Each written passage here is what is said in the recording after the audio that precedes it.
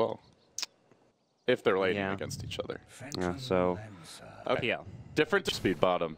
Yeah. And they're going back in. MVP did go for more sentry wards in the mid lane, which is where they are falling further and further behind on that ward. Oh, they missed the scream on S4. It's just on the curl, but that might be enough. No, the cold embrace. He's been baiting this one, and Febi's got to back his way out of here. They have detection for him. Another scream. He doesn't get the kill. Oh, he just barely grabs him. Looks like he was going to miss up on the high ground, but look at what happened bottom now. Arteezy, 680 move speed, rushes in. This vampire just teleporting. Dun, dun, dun, dun, dun, dun, dun, dun, dun, dun. March on the hunt towards the bottom side of the map. Meanwhile, KP, he's going to have to TP out, but he's already taken the plasma field, and with that, may not even bother. He's just going to sacrifice his life. Almost gets the kill on the Bloodseeker. As they swing on towards mid, they opt to go Kurogi in the end.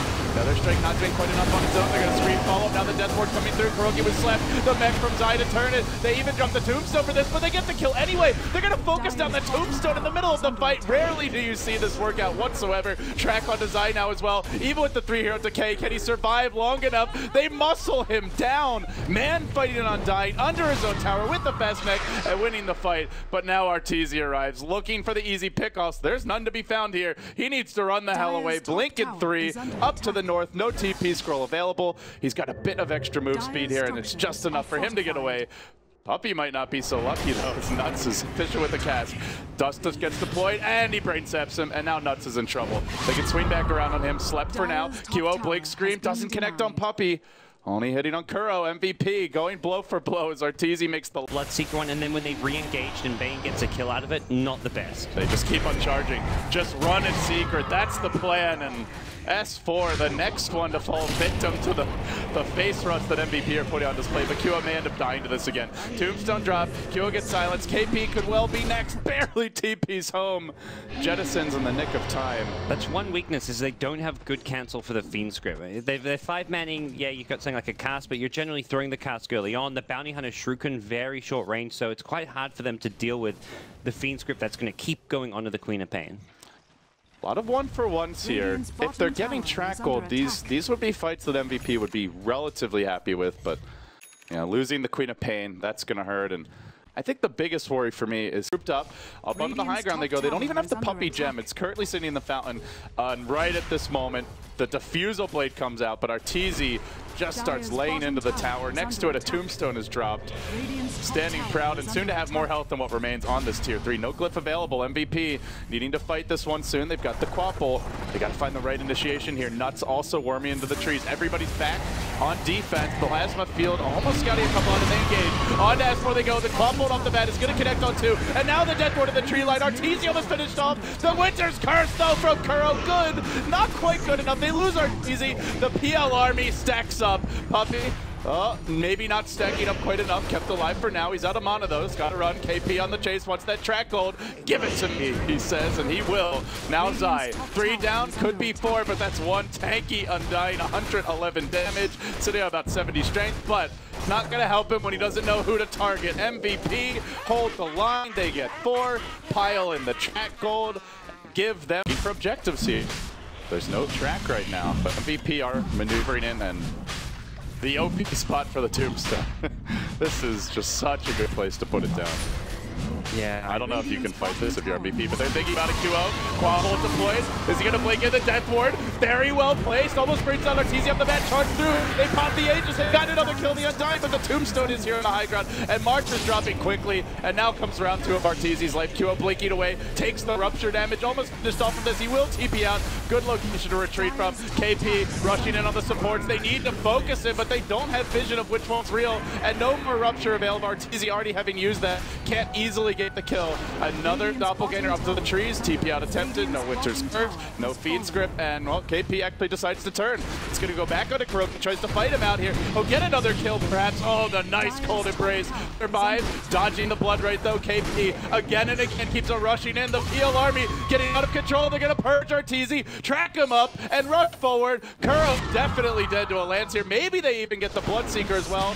BKB will wear off. There's the Shadow Strike. The Purge. It's a team wipe and an Aegis down. MVP pulling off the spectacular fights time and again have just made this game. You can cold embrace one person, but you're not cold embracing your whole team, and that's going to keep on bouncing through to other people.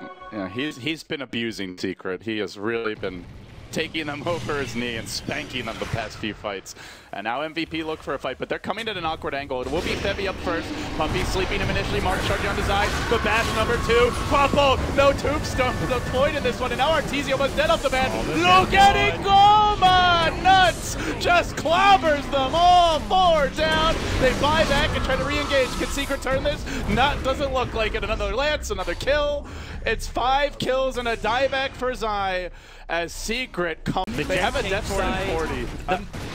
The most important thing that fight was Kyo's positioning when he blinked in, because it was a nice Winter's Curse on the Spirit Breaker. Only the Bounty Hunter was attacking him. Kyo had blinked just past him, so he wasn't in range. Got off the perfect Sonic Wave from a group of trees, and MVP just had no answer to the Queen of Pain in that perfect position. TPing in Puppy, but he doesn't even have a feed script. He's just going to try to sleep one. Too bad there's a Lincoln Spear. He goes for the Brain Stab now. Won't matter. Quad Bolt connecting on 2. They couldn't even go for Kuro, who's got to embrace himself just to hang on. Will it be a Blood Right that connects? Nope. Doesn't hit a thing. Nuts walks away. Everyone else a bit on the low side. Arteezy is chasing. He's got Rupture. And although he's fast, he's not actually killing heroes. Just running around. Maybe goes on to KP. Has cooldown now, so I dropped him in to push the lane out. Oh, he gets charged though. They make a commit to this one. Do they have a good Winter's Curse target available? Not really, as March goes in. The Queen of Pain ult's at the ready. Are they going to commit it? Zai is dead. Well, he died back earlier, but he doesn't have a buyback, I guess, is the bigger issue. So he's still dead for a minute as they rush in, and looks like they may now go for the high ground siege. With no Undying, why not? There's no split push. Arteezy's back in the base. MVP waiting for the creep wave. S4 takes the first lance, and that first lance is the beginning of trouble as March charmed his 4th. Quabo beautifully placed by QO, and then look for the death ward of Nuts. He's hanging onto it, now he's been silenced. He hasn't even had to use it yet, and still Secret being driven back. Hanging on, Puppy trying to fight it out. Arteezy joining him, but now the death ward, and now destruction! Absolute slaughter for MVP, carving their way through Secret. It is a 5-man wipeout without even a buyback yet used by MVP, a double buyback by Secret, just to cling to the fight against multiple extra lives from a 20k gold deficit. How the hell are Secret gonna hold this one? I don't know.